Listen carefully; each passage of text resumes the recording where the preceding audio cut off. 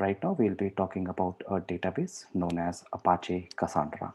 Apache Cassandra is a NoSQL database, and it works on the servers, and it's a NoSQL database.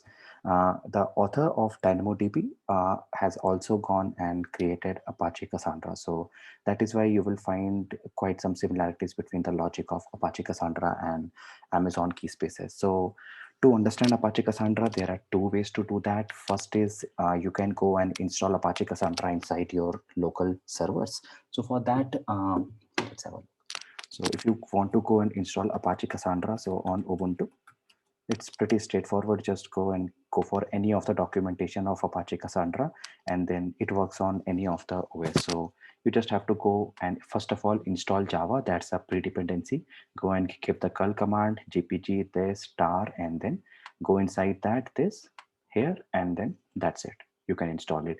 Another easy way is to install it via the Debian packages, in which again, first thing important is ensure that you have Java installed, and then you can just go and download the Cassandra 4.0 or 4.0 version. After that, just go and do an update and go and install Cassandra on top of it, and it should be all good. To ensure that Apache Cassandra is working or not, either you can go and type node tool status, which goes and checks if Cassandra is working, or you can type SQL sh, which will open the editor of Apache Cassandra. These things we are going to see now itself. So going back, Amazon has created, or AWS has created, its own version of Apache Cassandra. For that, they call it as Amazon Keyspaces for Cassandra over here too. So to work on that, you just have to go and create, first of all, a key space.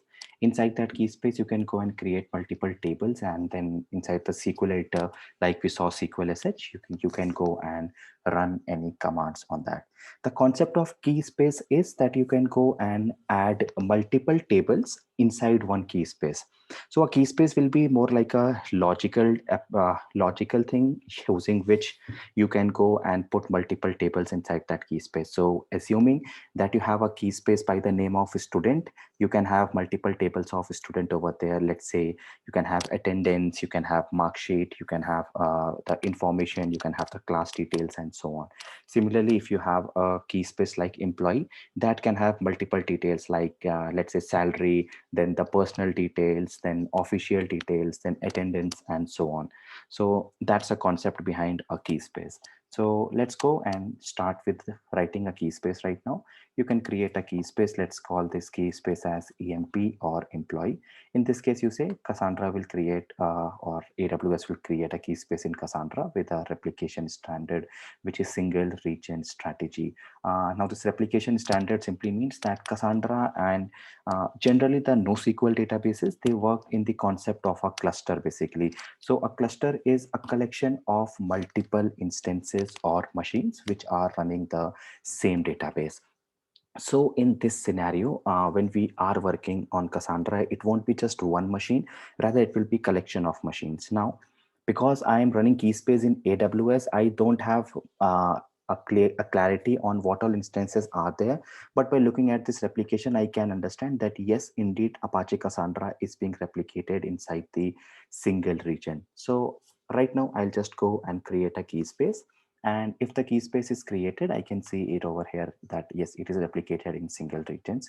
Clicking over there will take me over here where I can see that I don't have any table as of now, and the key space tags. If you want, you can go and add a tag. For example, let's say name is EMP, then I can say something like created by, and I can say Ankit, and I can say that the machine where it will be hitting is the database. I can have something like a code name inside the company, code name Cassandra 01, something like that. Okay, so that's it.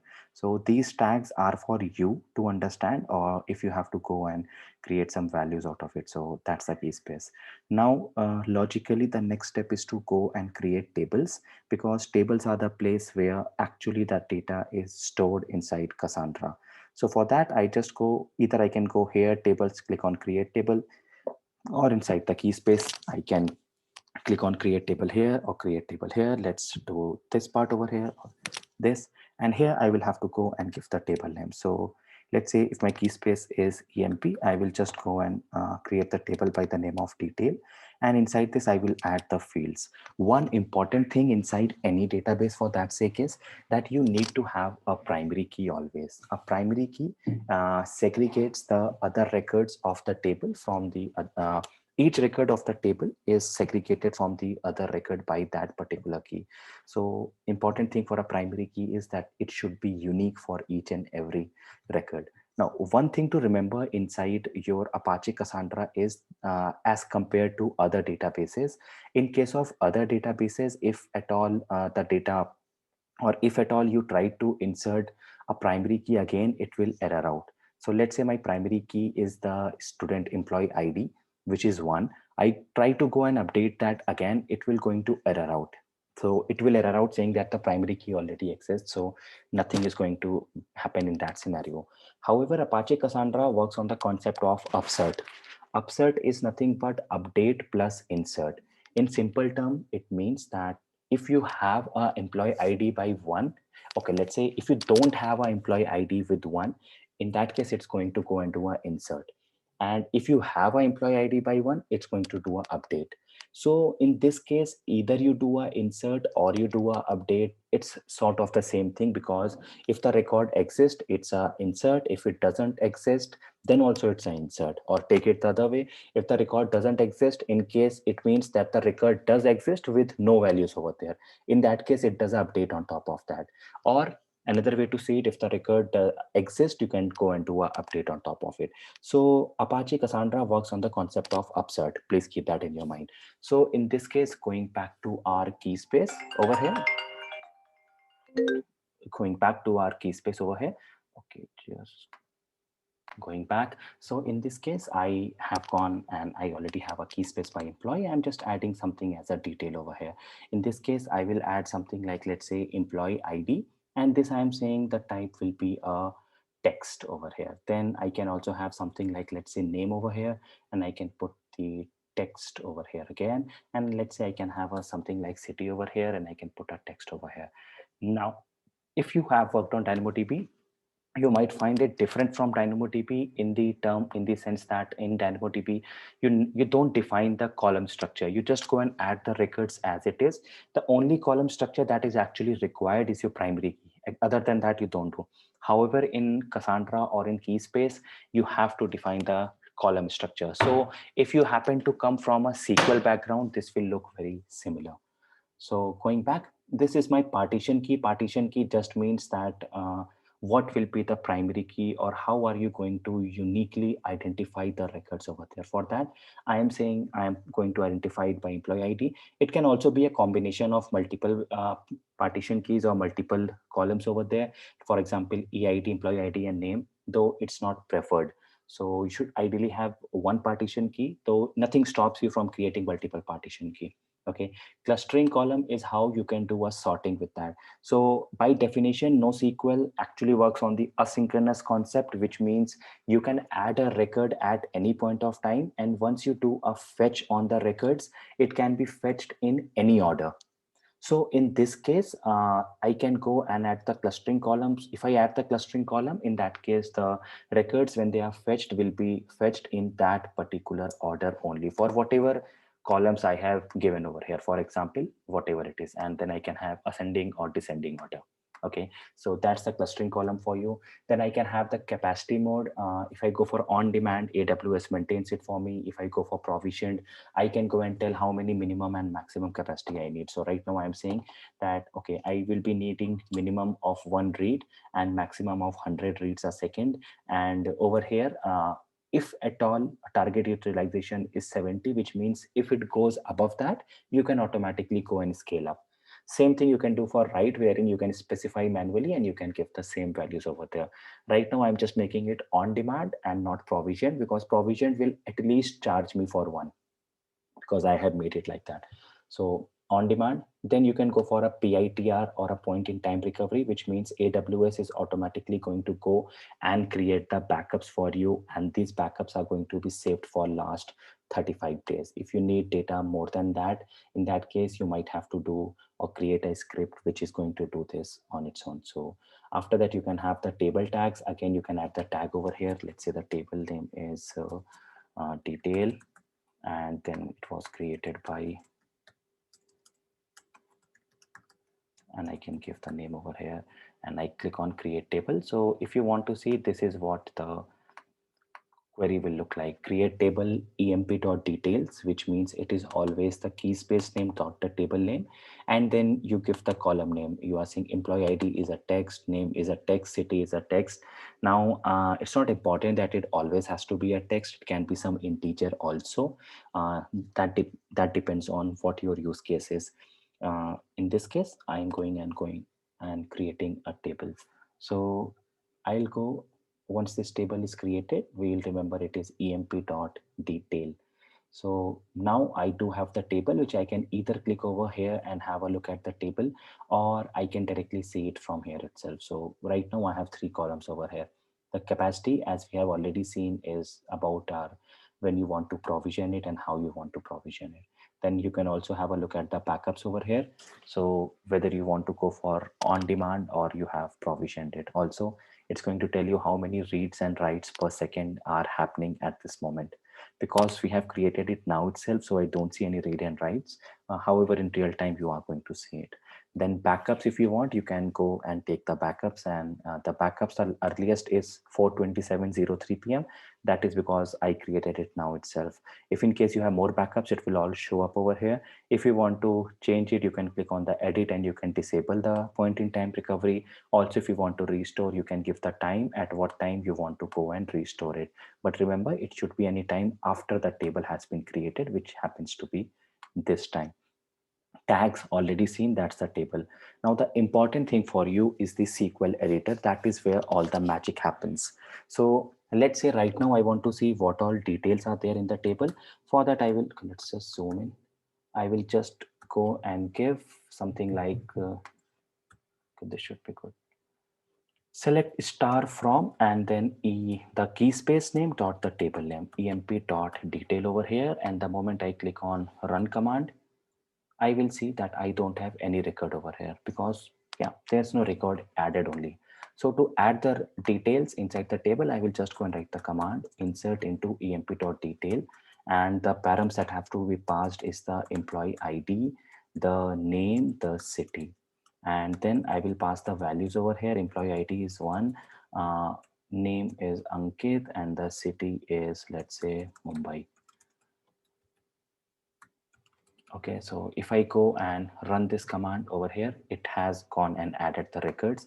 But how do I know that they have added the record? For that, let's just go and give select a star from, let's say, emp.detail.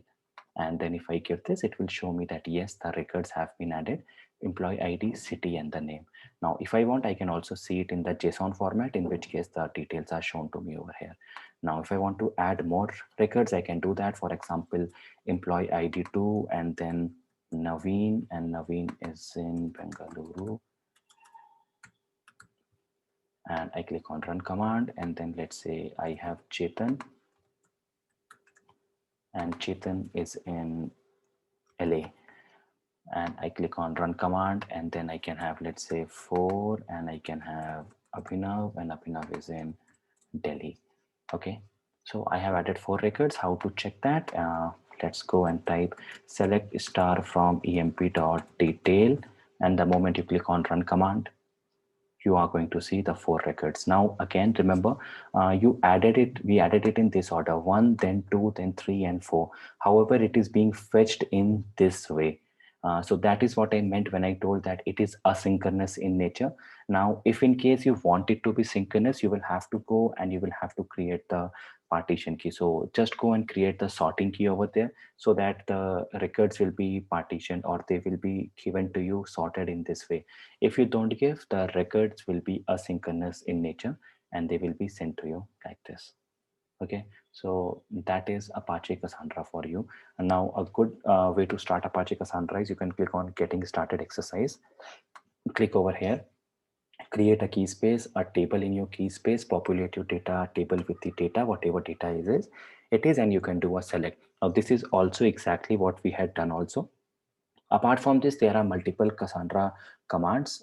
So you can take something like this, SQL sh, and let's say commands, or you can say insert data Cassandra over here, and then you can just go and have a look at that. That is going to tell you multiple ways how you can add the record. So we had just gone and given some things like this. Insert into this. So insert into this if not exist. So in this case, only if it doesn't exist, it will go. Elsewise, the upsert operation will happen in case of Cassandra. Okay, so this is what is meant by Apache Cassandra. So also important thing that you might want to go and Apache Cassandra, first of all, is available in almost all the regions except Milan and Cape Town in Africa, Cape Town, which is a new region in AWS. And apart from that, there can be a requirement where you are running Cassandra inside your own on-premises application, or you are running it inside some third-party cloud provider, or maybe you are even running it inside the EC2 instance inside AWS. In that case, you might want to go and do a migration of Apache Cassandra. So what will you do in that scenario will be this key space you see, or the SQL editor, whatever you have, is to connect to your Cassandra instance. Now, your applications can also run on Cassandra, right? So in that case, what you will do is you will go to, first of all, let's go to my security credentials and have a look. So the thing that we want to do is, I know that if I go and add the records inside my tables over here, I can add, yes, but let's say if real time, I might have millions of records inside the table. How am I going to add them in by going inside my SQL editor? It becomes a problem. So in this case, what I will do is I will open the editor for Cassandra. Now there are multiple ways for that. First of all, you can go and open Cassandra IDE or Cassandra. So in this case, if you go, you can get the DataStax Studio, which is a tool, and you can automatically go and export the data and import the data into Cassandra. That is method number one. Second method is the method wherein you can directly go and export the data inside a file, and inside a JSON file, text file, whatever you want, and then you have to go and import it. Again, the concept here is migration itself. You go and export the data into a text file. Those are the batch commands in Cassandra. And once you export it to a batch file, you can go and upload it to S3 bucket, point number one. Then you can go and edit or connect to Cassandra via any IDE, and you can do an import over there. So that is another way to do it. But then the important thing here is that if you have to connect with Apache Cassandra, how do you do that in the first place? So if your IDE or you as a user have to connect to Apache Cassandra, you need certain permissions to connect to it. So in case of AWS for Apache Cassandra or Keyspaces especially, it is given to you if you go to your access keys, and you can go and create your access keys. Apart from that, if you go to users over here, let's say, and you click on add users, and you add the users, programmatic users, which we are going to see shortly in case of our IAM, you can go and give the permissions to the user from here also. Once they have the access, they can log into Keyspaces, and once they log into Keyspaces, they can go and add the users, or they can go and add the data, or they can go and delete the data, and so on. Okay, so this is how and what Apache Cassandra or Amazon Keyspaces is. Or you need to give access to anyone so that they can access the details of your AWS account, or maybe you want to give access to a person who can access your Cassandra or DocumentDB or any of the things. For that, the thing is you have to go and give policies. Now, IAM happens to be your one point of stop where you can go and fetch or search for multiple things, and you can go and give the permissions to users to access multiple things. Okay, so first thing first, the most important thing inside IAM happens to be the policies. Now, whatever things you are doing or whatever access you are giving to anyone when you say that I have to give this particular access to someone, or this particular person should go and create a S3 bucket, or this person should go and create a table inside RDS, these all things are covered inside your policies itself. So next time when you say that I have to give access to this particular person for going and doing this particular operation, in that case I have to go and create a policy. Another example of that, let's say that you have to do MySQL migration. In that case, your data of MySQL is kept inside your local S3 bucket, and now you have to go and tell RDS that it should go and using that particular backup or that particular batch or bulk data, whatever you call it, it should go and create a RDS instance. In that case, your RDS instance should have the access to your S3 bucket, so that your RDS instance can actually go and create the data by reading the data from S3. So when we say RDS should have the permission, or maybe I am planning to upload some data inside S3. So in that case, if I am uploading it inside S3, then I should be having the access to go and upload the data to S3, or I should be having the access to S3 in general, or I should be having the access to either read or write the data from S3. So in this case, whenever we have to give the access or the permission to someone, the thing that helps us over here is something known as a policy. Now, policies are multiple in number. You can go keep on scrolling down and you will see that there are multiple policies over here.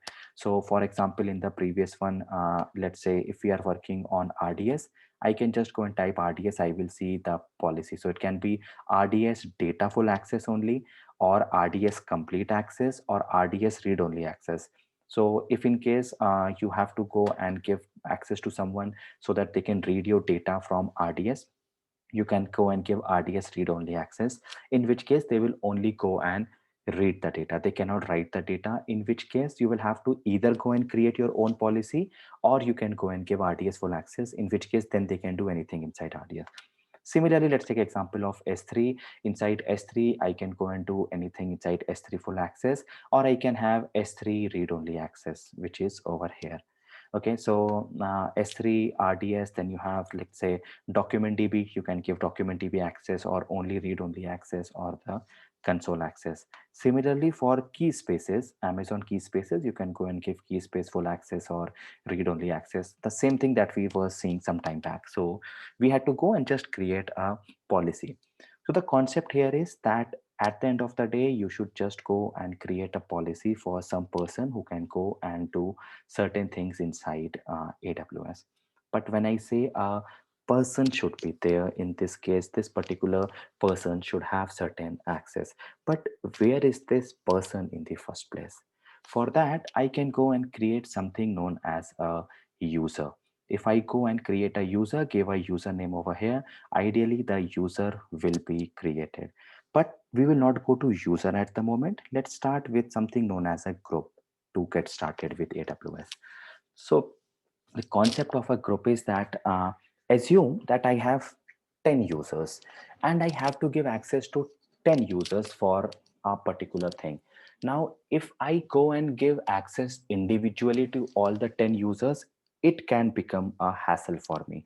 Now, right now, 10 users, it's easy. Let's say I have 100 users and I have 100 programs which are going to use it.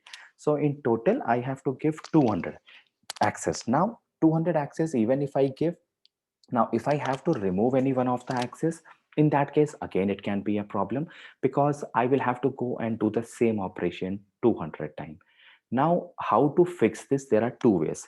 First, you can go and do this via the CLI command or the command line interface command, in which case you just go run a script and it should do those things automatically for you. Second is you can go and use a tool, let's say like Terraform or Ansible, which is going to automate the job for you. These are the tools that if you are using outside AWS. Now, if you want to do the same thing inside AWS, we will use the concept of a group over here. So instead of giving 200 people access to a specific thing, I will rather go and give access to a group. So those 10 permissions or those 20 permissions or those 2 permissions, I will just go and add it to a group. And then if I have to give anyone access, for instance, I have to give Naveen the access for that group. So I will just go and add Naveen to that particular group, and I will go and add the permission to Naveen for that group.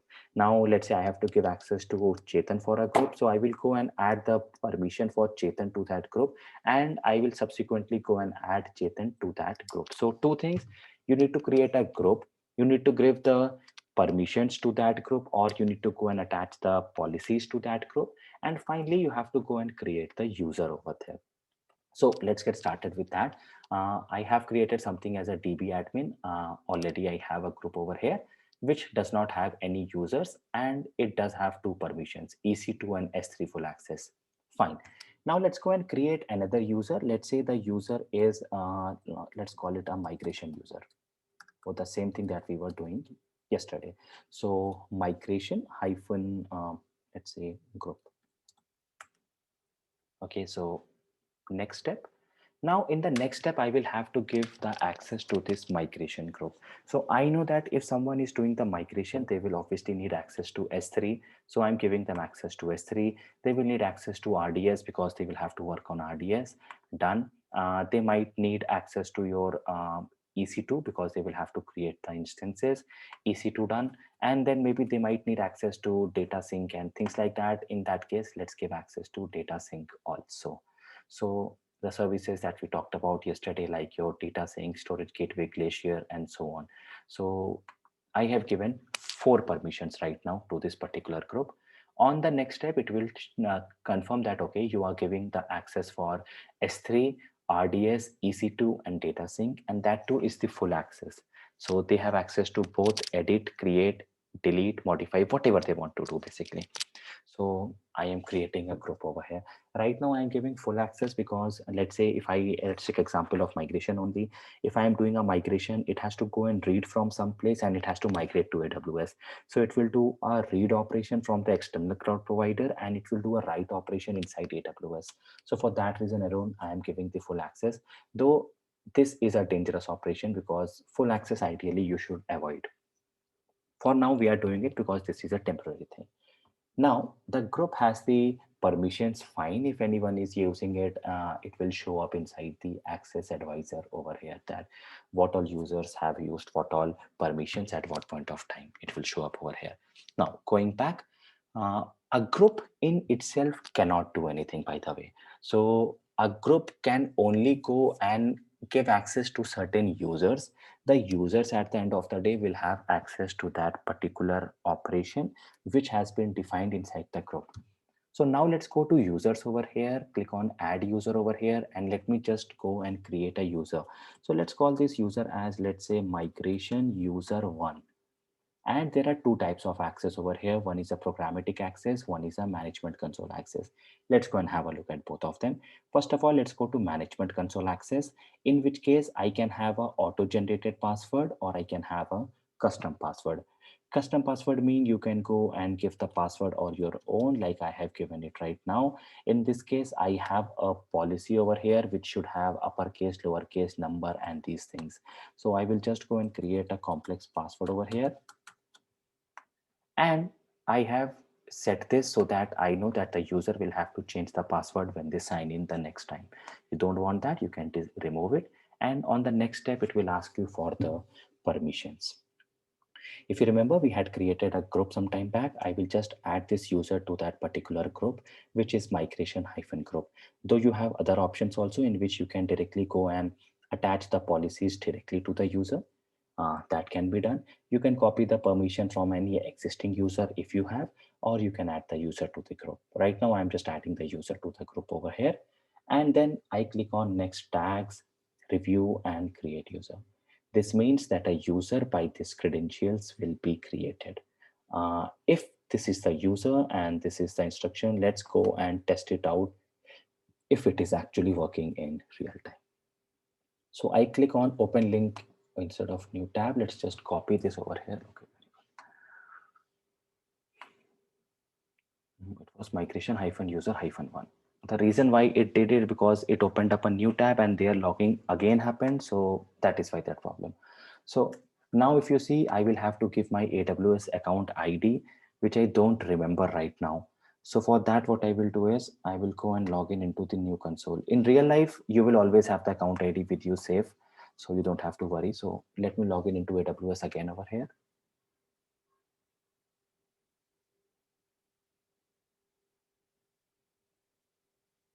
And the account ID happens to be this. So let's go and copy this account ID here. And the user was, I believe, migration hyphen user hyphen one. And I gave the password, and let's do a sign in. Now, if everything is good at this point of time, I should see the user who has logged in. So the user is migration hyphen user hyphen one at the rate of whatever things I have given over here, or the account ID, whatever is there. So if you remember, I had given user access to EC2. So if at all I go and click on EC2, I will see that I do have the access for EC2. Now, how do I know that I do have the access? Let's have a look at that. For that, you see some values over here, 5 1, these things. It means you do have the access. For instance, let's go to S3 right now and see. So if I click on S3, it should ideally show me all the buckets that I own, or what the account owns. Which account? 016124700666, what this account owns. So you see I have access to all the buckets because I had S3 full access. Similarly, let's go to a service for which I did not have the access. For example, I never gave access to Keyspaces. Okay, so don't remember. Okay, fine. Let's see now. So Keyspaces, if I go over here, let it load up right now.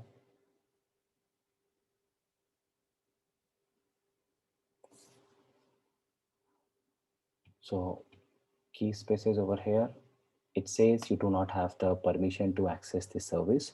To gain access, ask your AWS administrator to give you the access. So you see, I don't have the permission for that. That is why I am not seeing anything over here. Another example of it, let's go to a service, let's say SNS, Simple Notification Service inside AWS.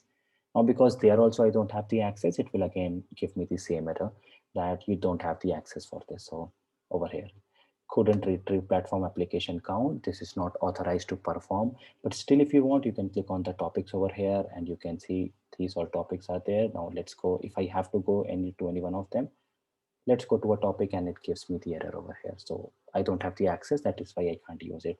However, I do have the access for RDS, and I do have the access for S3, and I do have the access for the EC2 instance. So I can go and work on those instances. So this is how it actually looks like in real life, wherein you go and you give access to certain users for certain policies.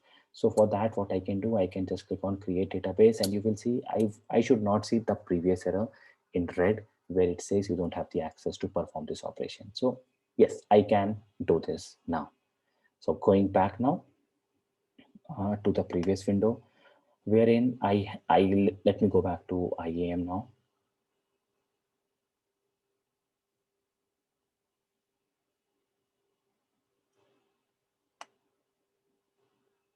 So I go back to IAM and I see that I have a user over here, and this user, by the way, has last logged in today. So right now I'm the admin, by the way. How do I know I'm the admin? Have a look at the previous one. It says at the rate of account ID. So anything that you see at the rate of account ID is not the root user or the main user. This user is the main user because I don't have any at the rate of over there. So I can see that yes, the user has logged in today and the password age is today, which means the user has created the password today, or the admin has created the password today, but at the end of the day, the password exists in today's state. For more, I can click on the migration user and I see that yes, the user does have the access. I go to access advisor over here, and if the user has performed any things or any operation, it will show up over here. So the user right now has access to these all things: RDS, EC2, data sync, and that's it. So that is why it is all showing up over here. If you go to 2, you will see whatever access, S3 and all these things. So not accessed in the tracking period because the user hasn't opened the console as of now. But if in case the user goes and creates certain things, it will all show up over here. Okay, fine. Now let's say I want to go and remove the user from the group. For that, I can just go to my groups over here, click on the group over here, then click on the user and click on remove user from group. If I do that, the user will no longer be part of the group, which means the user will not be having any permissions like RDS, EC2, S3, and data sync full access. Now, there is one more possibility in which I say that the group has these four access over here, RDS, EC2, S3, and data sync. But for some strange reason, I want to go and give access to this user for a different policy also. So let's assume that I want to give the user access to IAM also. So instead of adding it to the group, because if I add it to the group, in that case, everyone will have the access. I won't be doing that. Rather, what I will do is I will click on add permissions over here, attach policies directly, and I'll just go and give the access for IAM also over here. So I go and type IAM and I go and give IAM full access, review, add permissions. And now if you see, it will show you like this, that attached directly, that the user by default has access to IAM full access, which is explicitly given to the user. Apart from that, from the group, the user is having access to RDS, EC2, S3, and data sync. So this is what is meant by the policies of the users. Now, if you want to go and reset the password of the user, for that you can go to security credentials over here. You can go to the console password and you can go and the same thing, make an auto-generated password or a custom password, or you can ask them to keep the same password. In a case where you want to disable the user from using your AWS console, in that case, you can click on disable, which is first of all going to remove any existing password. Second, the user won't be having access to your AWS console at that point of time. So this is how you can control the user's access. What the users has accessed is shown inside your access advisor. Tags, you already know, you can add n number of tags like we had done in case of our databases. Also in group, if I want, I can add the user to more groups if I have, in which case the user will have the combined access of both the groups together. And finally, the permissions, if I want, I can go and add the permission to the user, or I can add the user to a group, and group in turn has certain permissions. Now, if I want to remove the permission, I just have to click on the cross button over here and click on detach, in which case the user will not be having the permission for that particular service of AWS, whatever you have selected.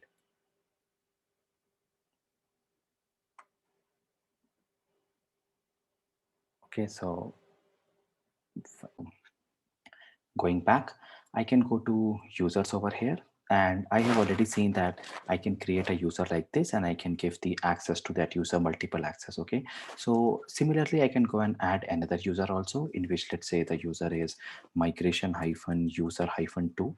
And earlier I had seen program management console access. Okay, so management console access can you be used to log in into the browser based applications. However, if I don't have browser based applications, rather I have AWS API, CLI, or the SDK. So the SDK, the programming part of it, Lambda and things, in that case, I can go for a programmatic access, in which case I won't be having the ID and the password. Rather, I'll be having the secret access key and the access key ID. Let's have a look at that. I click on next permissions over here at the moment, and then I go and add this user also to migration group here, and then tags over here. If I want, I can give a tag. Let's say the user is migration user 2 created by Ankit, created month Feb, created, let's say, year.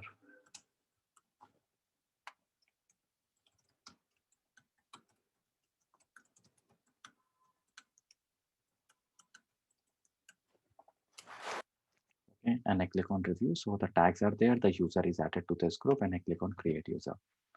Now in this case, I won't be having a ID and a password. Rather, I have an access key ID and a secret access key. But where to use this access key ID and the secret access key? Let's have a look at that. For that, let me just go to AWS back again, and I'll go and launch an instance. And using the instance, I will launch CLI inside that instance. And after that, I will go and work on those commands. So let's get started with that first of all. So let's go to services over here and EC2. This, by the way, it's not important that you only have to work on CLI from AWS. You can go and install AWS CLI from your Windows machine also. Okay, just go over there, click on the first link, and AWS will automatically give you the software or the program required to run AWS CLI. So just go and click over here and click over here, and it will automatically install AWS CLI. It will download it to your local, and you can run it from your local Windows machine also. Okay, so for now, let's go to this instance where I already have an instance which is running, which is my MySQL instance. So let's do it from the beginning only. Let's go and terminate this instance right now and launch another instance. Let's say Ubuntu Server 20 and T3A Medium. Now, if the instance is launched, I will have to go and make a connection with that instance. So let's go and do that. Let's go and name it something. Let's say AWS CLI. Let it launch. Now to connect to the instance, you have multiple ways. Either you can click on the connect, EC2 instance connect over here, and you can connect from the browser itself. That is one way of doing it, or you can use the command prompt. Let's do it from the browser only this time. So let's go and just sudo apt-get update. It's always good to do an update first to see if there are any packages which have to be installed or any patches or upgrades which have to be done. So once this is done, we will go and install AWS. Now to install AWS, the easiest command is type AWS, where it will give you an error not found. And the advantage of this is AWS itself tells you the command to install AWS CLI. So for that, I just go and type that command itself, whatever AWS had told me over here. I give that command over here, and it now asks me that, are you sure you want to add? And I press Y and let it happen.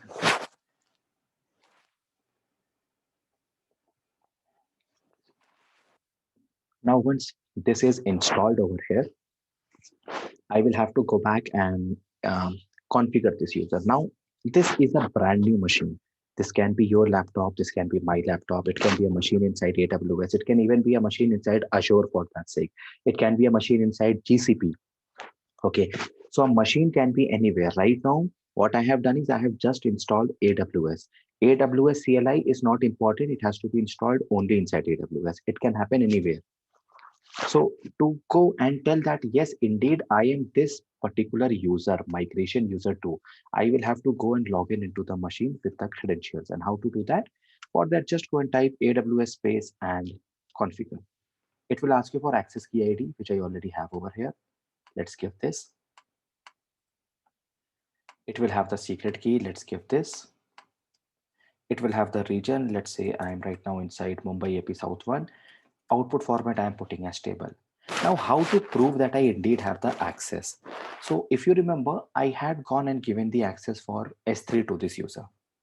So if I have to use the SDK commands for S3, in this scenario, what I will do is I'll just go and open the commands AWS CLI rather for S3. Open the first page, and to test it out, what I will do is I will just go and list initially all the buckets, whatever are there.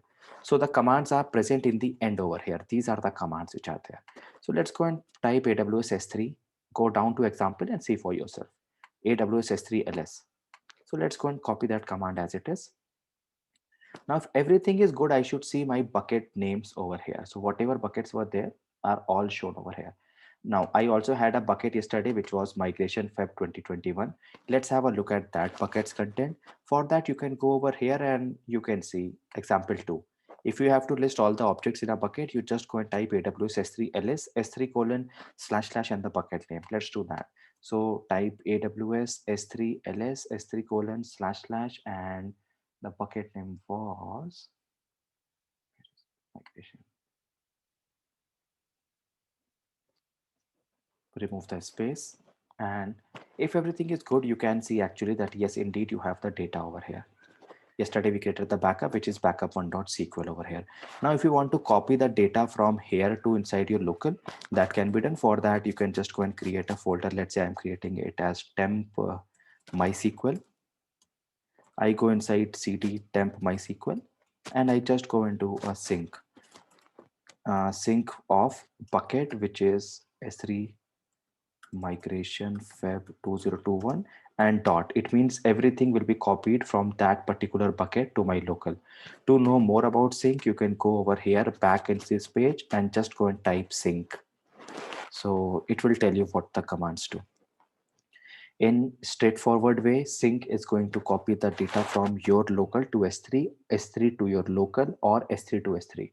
All the three things are possible. So in this case, from my local, it is going to S3. In this case, it is going from my bucket to bucket. And in this case, it is going from S3 to my local. Okay, so all the three ways are possible. In this example, actually, I had copied from S3 to my local. Okay, though it works other ways also. So now if everything is good, I type ls over here. I should see the content over here, the file. To view the content, let's just go and type nano and that, and I see the content of my MySQL database over here, which is working on this particular version 5.7, and the MySQL dump is there anyhow.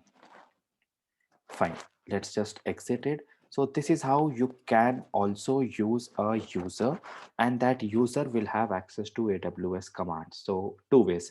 First, it can happen by the browser. Second, it can happen from the CLI. You can use any one of them. Now, in case where you say that, okay, the ID password was wrong, go and type AWS configure again, give your new access key, your new secret access key, your new region, and default output format. If you don't give anything, it will take the same one only. Okay, now let's take another scenario. This access key ID and the secret key is shown to you only once. Okay, if you forget to download it, AWS isn't going to give you that again. Or rather, AWS won't give the same things to you then. In that case, just click on close over here, click on that user, go to security credentials, and the same way how you had resetted the password over here by clicking on console password, you can go and create new access keys. Remember, you can only have maximum of 2 access keys at a time. So I click on create access key and I get the new access key ID, which I go and type over here. For that, AWS configure. Okay, let's go and do it again. This is the new access key. Secret key is this region. I'm again putting here P South 1, or if you want USA, you can do that also. For example, US East 1. Output format I'm putting as table only. Now to check if it is working, I can go and type AWS S3 LS again, in which case again I will see all the buckets. Okay, so I can go and create, but the problem here is that now create access key button is disabled. If you remember, you can only create 2 access keys at a time. So I will just go and remove my previous access key, which is old one. And first you have to deactivate, and then you have to go and give the access key ID here. This and this, and click on delete. Now the access key ID is gone and the secret access key was over there. Now any user who has access to this access key ID and the secret access key can go and work on whatever permissions are given to them by the group, by which they can go and do RDS, EC2, S3, and data sync. Let's test one of the commands. Let's say I want to go and create a bucket from this user. So for that, go back to S3 and see the command. The command is MB. And if you go down, the command is AWS S3 MB S3 colon / and the bucket name. So to do that, let's go and just type AWS S3 MB S3 colon / and the bucket name. So let's give the bucket name. This is to check if the bucket create works. Now, if the bucket was successful in being created, you can again go and type AWS S3 LS and you should see the new bucket here. You see? The bucket is created, which was created on 28 Feb 2021 at 11:41 p.m. The time is 11:41 because this is the time in UTC. To confirm it, just type time date CTL and it will show you that, see, the current time is inside the computer or the machine or the instance or the server is 11:41 a.m. That is when the bucket was also created. Okay, so this is how you can go and create multiple users, and the users will have their own access as per decided either by the groups or decided by their own permissions. A good habit is, as soon as the user's job is done, you should ideally always go and remove them from the group. So let's click here and remove them from the group. So now they can't do anything. If in case you need, you can click on add users to group and you can type the group name again. That is fine. Okay, you can click on add to group and then again they can access. But once the complete thing is done, you don't want to do that. So let's remove them from the group. Similarly, my previous user, migration user one here, let's remove them from this direct policy. And finally, let's remove them from this group also.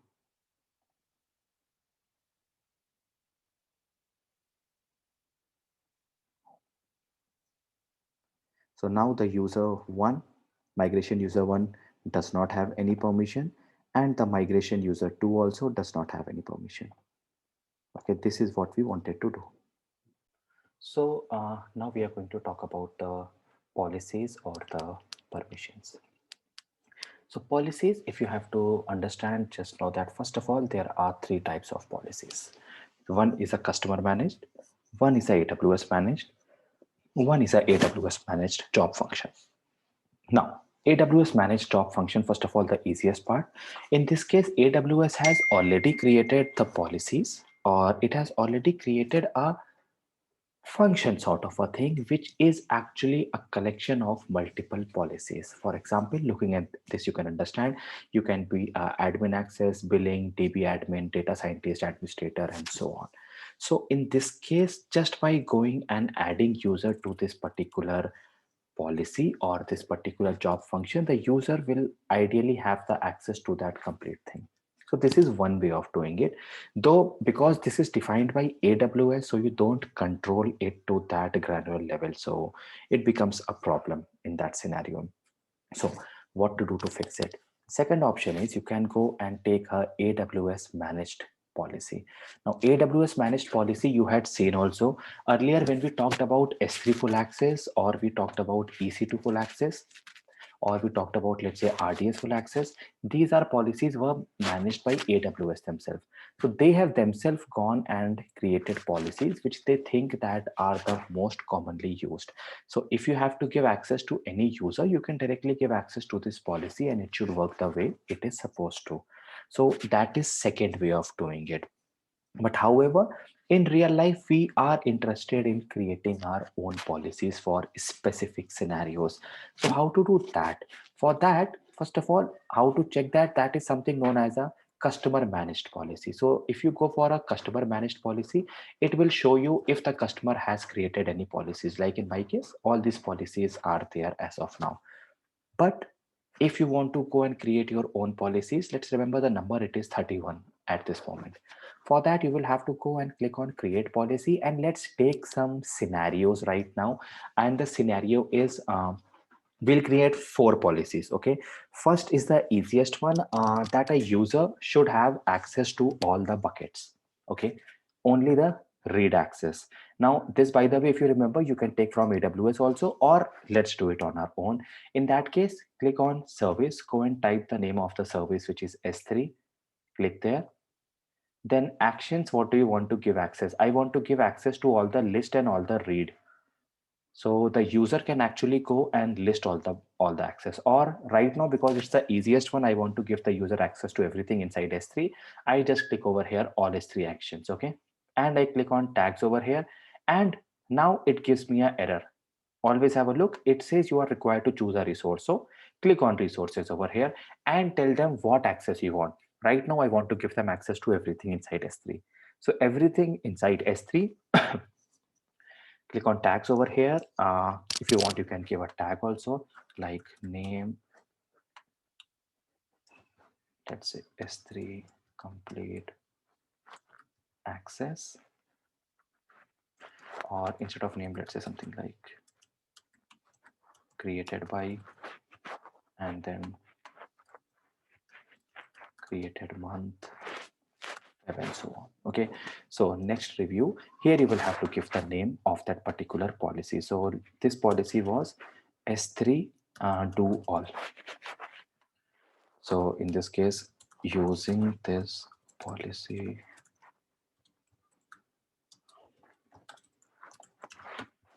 any policy in S3, click on create policy.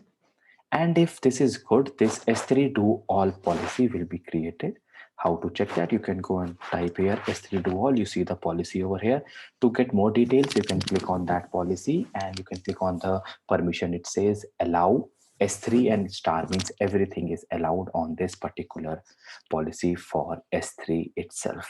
Now, the same thing, if you want to give this access to a user, you can go and click on that username. Let's say migration user 2. Click on add permissions over here. Click on attach policies directly, and the policy name was S3 to all. You can click over there, which means this particular user, migration user 2, will have all the access to all the buckets. This is one way, the easy policy. Now let's go and take another scenario in which S3, I want to give access to a person, but I only want to give the read access to that person. Okay. Or write only access. This depends on you. Or for our example, I will give read access right now. So let's say I go to create policy, I click on service again, and let's say S3, and I want to give list and read, and then resources. Over here, it can be all of this or it can be specific. I am giving all, and then let's go to next.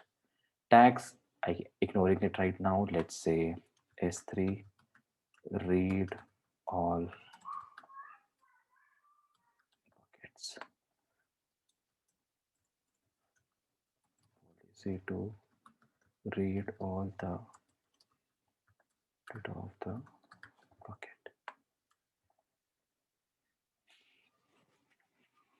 So this policy is also created. Now again, you can go and attach this to any user, and in that case, the user can do a read on that particular bucket only. Okay, so S3 read all buckets. Now any policy that AWS creates will be shown by this icon over here. Anything that you create won't have an icon, though you can also see it by AWS managed and the customer managed bucket. So that particular type will also tell you in what way the policies were created. So now two policies done. We'll go for a complex policy in which I will say that this user will have access to one specific bucket only.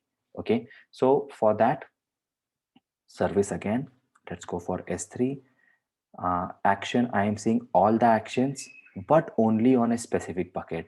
What bucket? You can give add ARN over here, and you can give the bucket name. In my case, the bucket name was, I believe, migration Feb 2021. So let's say migration Feb 2021. Okay, and click on add, and then you can say access point any job. I don't have any control. Object, if you want to give object also, you can give that also. Storage config, and click on next tag and review, and you can say the bucket name as read only migration Feb 2021, and this policy will give all access to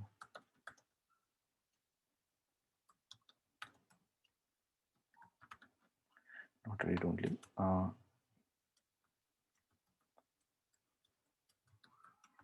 to all in migration for 2021.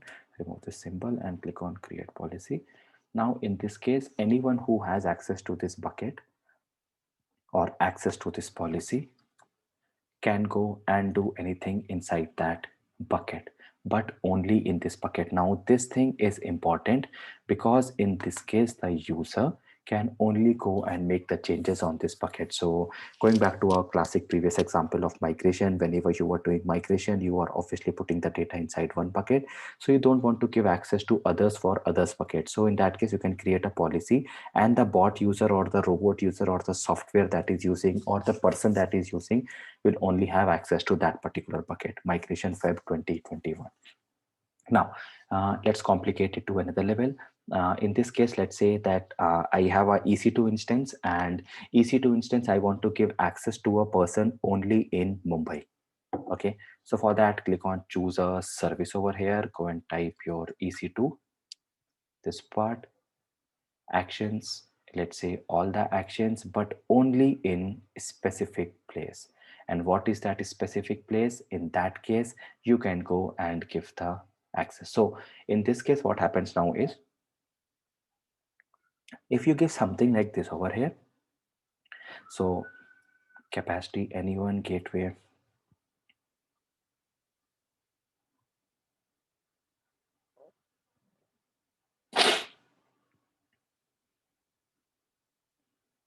EC2 is bit difficult. The reason for that is that EC2 has multiple things actually. So just going for EC2 can be a bit difficult actually. Okay, so in this case, the important thing that we want to do is, by going to our snapshot, in that case, you can say that, okay, this snapshot should only happen in this particular region. So let's say this person can only go and make it in AP South 1 for any snapshot ID. So they can work on any snapshot ID which is in AP South 1. Then you will have to go and give it one by one for all of them. So by clicking on add ARN, you can go and give that. So for instance, add ARN. So again, over here, the person can only go and make the changes in AP South 1 for any of the ID over here and click on add. So one by one, you will have to go and give it for all of them. Okay, fleet, internet gateway, like you want to give access to someone only for a specific internet gateway or for a local gateway, you can go and give that. So in this way, the person who is inside this EC2 or who is connected to this particular policy will only have access to the things in AP South 1. Okay, so that is a way of doing that.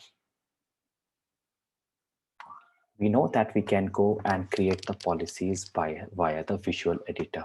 So visual editor is a bit easy and it does the job. So if you have some quick policy, you can go and directly do it via the visual editor. Then you also have something known as a JSON. Now JSON is interesting because if you have to create specific policies, you will actually find that AWS inside the documentation gives you the policies inside the JSON format only. Okay, so let's go and test it out. So let's say I want to give AWS access EC2 specific region. Okay, just go and search for that and click over there. And in that case, if you go down, AWS would have automatically created something for you. So anyhow, let's go and have a look at it. Now inside this, remove the complete thing. Please remember to remove the complete thing and then give it like this. Remember, this is not the date. You go and change anything left or right, it's not going to work. Okay, so the concept is that it has a version and it has a statement. Version you should not change. Please remember, again, don't change that. Then any magic that you are doing is happening inside the statement over here. Okay, how is it happening? 1, 2 and 3 things. 3 things are happening inside the statement. This actually is a JSON array, but fine for us. Let's just assume that this is having multiple statements which are written one after the other. Now what to do in this case? Remember this by this thing. EAR, effect, action, resource. Effect will be allow or deny. Action will be what exact you want that particular policy to do. Resource will be, if you have a specific resource, you can give the resource over here, like instance ID or maybe the bucket name or things like that.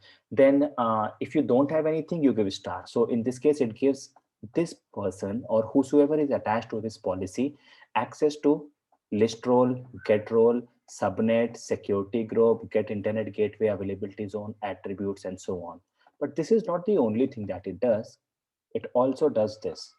They can do a run instance, they can do a create DB instance, DB cluster inside Lambda, create the function and invoke the function. Now remember, if you don't want them to give access to database, no worries, go and remove this here. You don't want to give access to Lambda, go and remove this. And done. You want to give them access to stop instance only, just go and type that.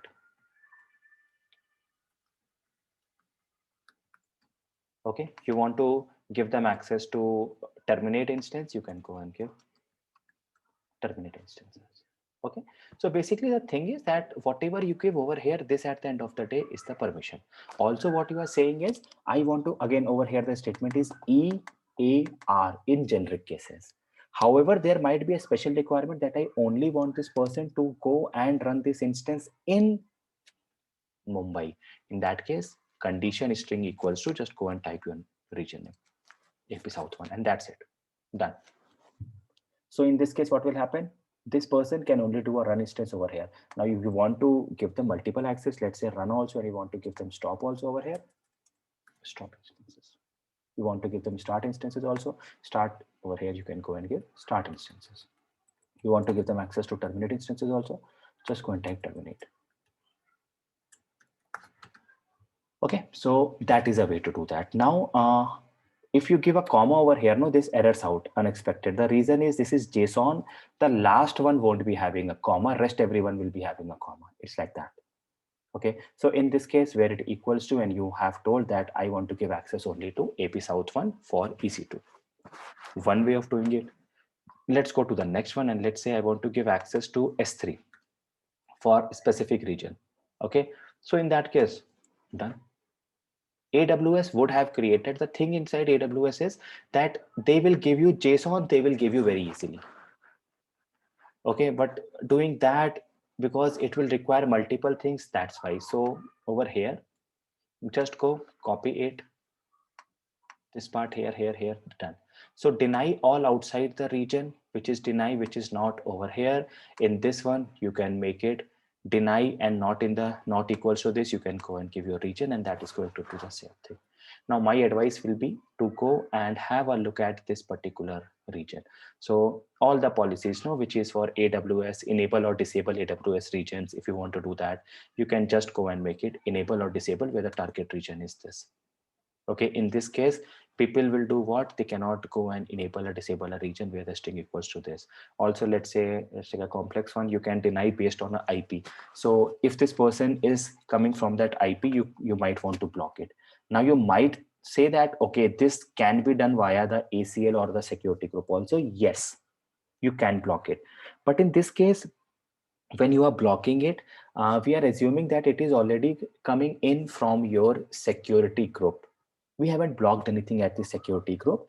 We are blocking it inside the permission. So let's say I know that a person is doing the stop or the start instance from their home, which I don't want them to do. In that case, what I will do is just go and copy this as it is.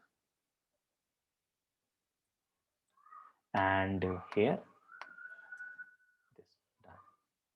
Okay. So in this case, I am denying anything which is not in this IP. So basically, if anything comes from here, I am basically blocking it. Done. Let's take another access. Let's say if there is MFA, or if I only have to give access to attach or detach volume or EC2 instance. So what I am doing again, EAR. I am giving access to attach and detach volume, which is for volume or instance, and where the ARN equals to whatever is your instance ID over here. In this case, you will go and give your actual instance ID. You don't have anything, for put a star over there. It will go and give access to complete instances inside, not inside, it will give complete instances at all the places because you don't have any region also over there. Okay, then you want them to start or stop an instance over here. You are saying start and stop an instance only for any instance over here. So if you remember in the previous one, okay, let's do it only anyhow. So over here, if I have to give access, I am only giving access for a specific instance, whatever is the instance ID. So instance ID in our case, let's actually do it in real time.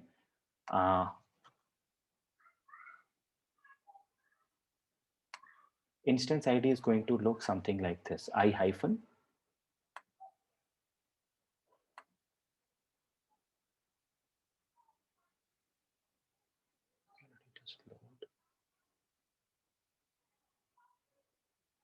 Okay, that's the instance ID for you here, this. And you can say that only give access to attach and detach volume on this particular instance. Okay, now let's go back and let's say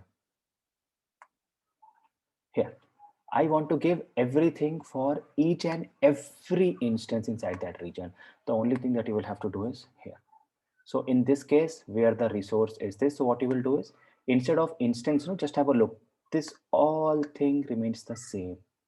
The only thing what you will do here is just go and make it star. It means anyone who is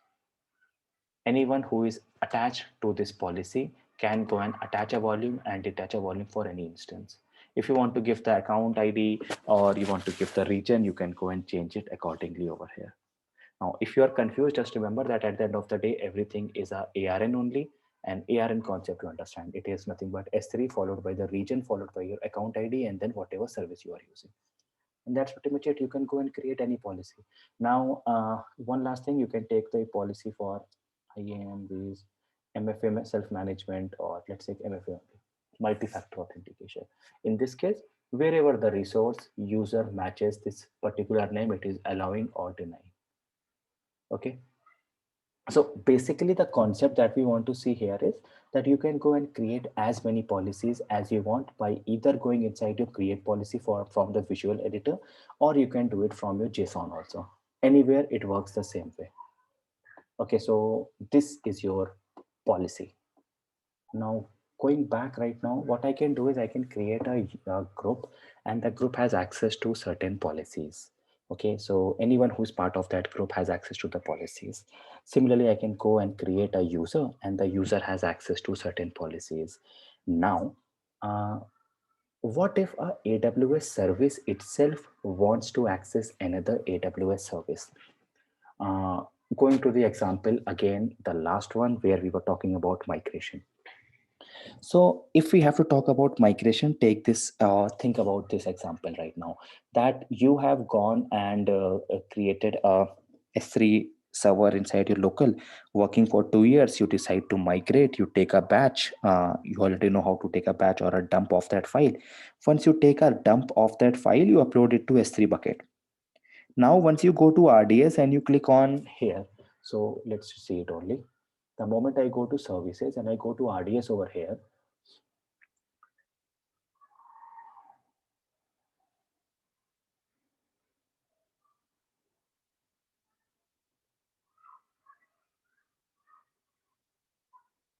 so if I click on restore from S3, so what is happening? This RDS will go and get the data from S3 now.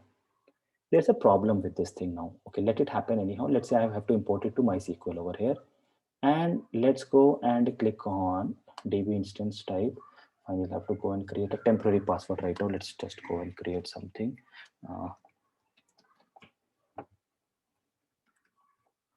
Fine. And you go and everything is good. Just choose a security group if you want. Everything is fine, and click on create database, and you see it will give you an error: S3 ingestion role ARN in params missing required key. This error, why did it come in the first place? Okay, first thing, whenever you see an error in AWS, no, generally speaking, AWS automatically, or this automatically is going to tell you what the error is. Okay, so going back, if at all I am creating a database from S3, and this itself is telling me that S3 ingestion role ARN param, something is missing over here, which means for sure the error is somewhere. Looking at this itself, you can understand that you are working on RDS, the error is showing in S3, it means something is wrong inside your S3 bucket. So there can be multiple ways. Either the bucket is not having that particular file, which is a case, or you have put it inside a folder and you are referring it from there, that is not existing. That can be a case. However, in this case, it's something else. What it is, let's talk about it now. So the first concept is that if your RDS is going and using S3, RDS itself should have access to S3. By that example, if you as a user have to go and access S3, you should have the policies for S3, which you don't have. So in this case, what will you do? Now, RDS is not a machine where you can log in as a user. You cannot log in into that machine, do apt-get update, apt-get install AWS CLI, AWS configure, give your ID and password, or yum update, yum install AWS CLI, whatever OS it is based on that.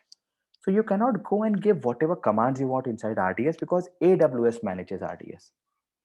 So what is the solution in this case? My RDS needs access to S3. To give the permission, I can create either a group or a user, but in either scenarios, I will have to do install AWS CLI and do AWS configure.